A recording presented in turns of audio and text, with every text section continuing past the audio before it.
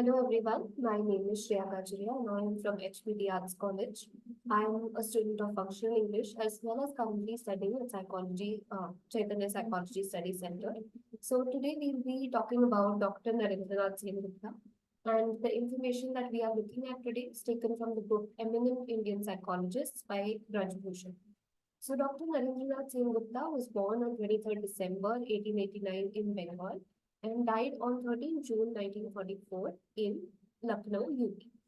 So he is very commonly known as the father of Indian psychology. He is a famous Indian psychologist, philosopher, as well as professor.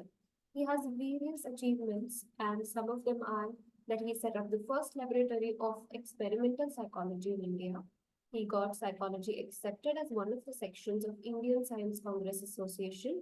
He founded the Indian Psychological Association, started the Indian Journal of Psychology, and in addition to all of these achievements, he has also published three different books.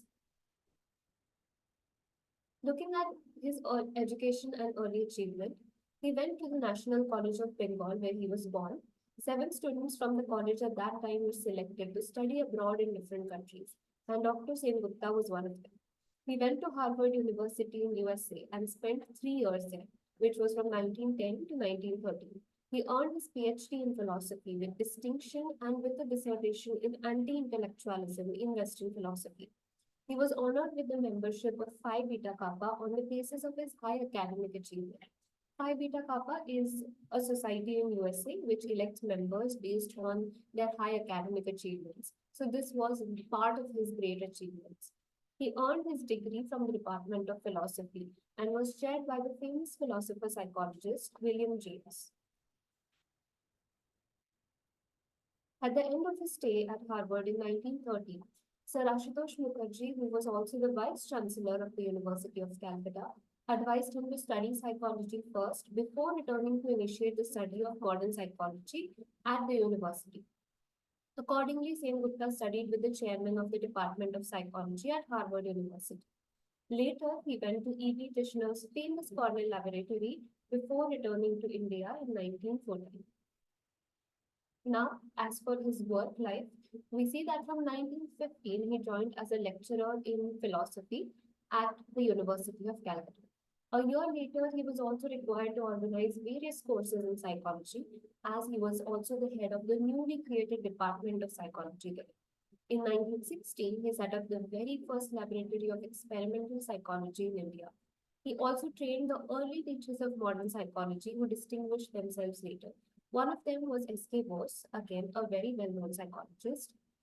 So Dr. Sengupta served at the University of Calcutta till 1928 and was then invited to the University of Lucknow as a professor as well as the chairman of the Department of Philosophy. Looking towards his significant achievements, he was the part of the National Institutes of Sciences in India, as well as the Indian National Science Academy. He proposed and got psychology accepted as one of the sections of the Indian Science Congress Association in 1923. This was part of one of the biggest contributions that he has made. A year later, in 1924, he founded the Indian Psychological Association, which was the first organization of psychologists in India. In 1925, he started the first psychology journal in India, named the Journal of Psychology, acting as its first editor.